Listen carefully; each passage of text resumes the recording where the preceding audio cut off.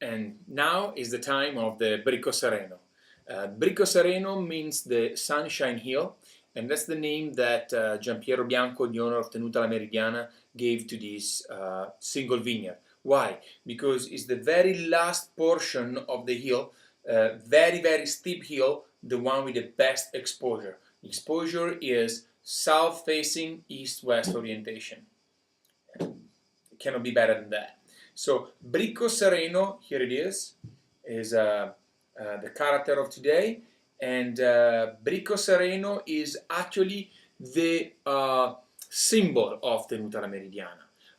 As you can see, Tenuta La Meridiana provides many different kind of Barberas, but when you go in Piedmont and you ask for Tenuta La Meridiana, everybody has in mind the Bricco Sereno. It's definitely the most representative of the Barbera that Giampiero makes, the philosopher of the Barbera, as I'm used to say.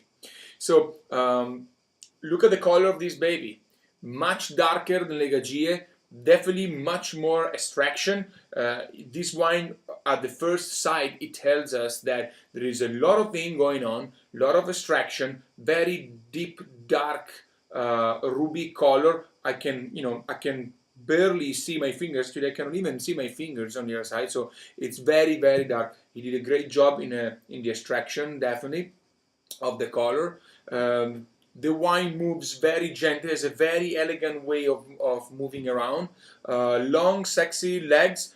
We can actually see the purple color going down, so it's so taint that actually is able to color the glass, although the wine is already back into the center. Nice narrow arches. I'm expecting the full body wine. Giampiero ages the Bricco Sereno in big and small barrels. Let's see if we can actually detect that. The wine is extremely intense. Don't forget, intense doesn't mean strong. Intensity refers to the number of perfumes. When you think about music, intensity is not how loud the speakerphone are, but how many notes are coming out of the speakerphone. We don't want a very loud noise. We want notes. Two single notes, very strong, is like the honk of the car. Very annoying. This wine is intense. Many notes, it's like Beethoven playing. Beautiful nose. I love it because it has, this wine is really a, how can I say, it's a bridge. It's a bridge between the old world and the new world. It's a wine that really gives me all the typical flavors of the Barbera.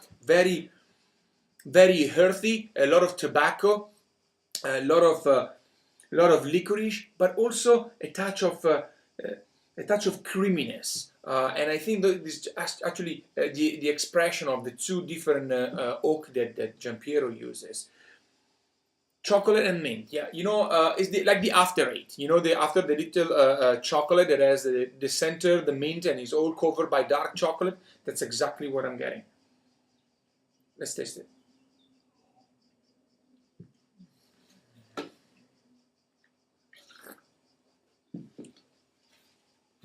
The power zone, that's the way to describe this wine.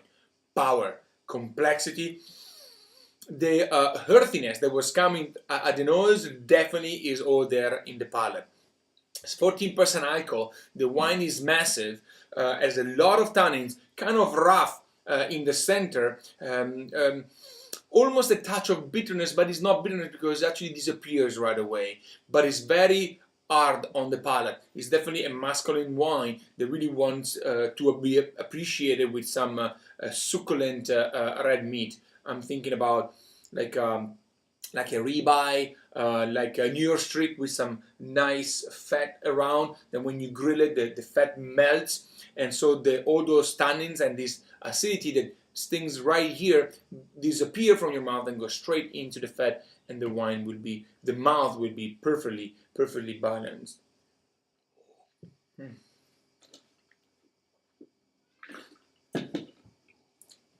I'm getting also some some truffle, some white truffle from Alba, what we call sottobosco, really the truffle.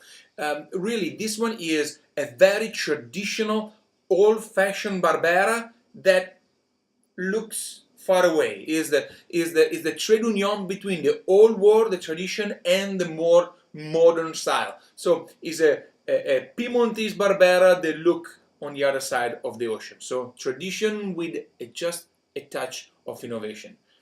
Definitely Bricco Sereno, one of the best Barbera I ever had.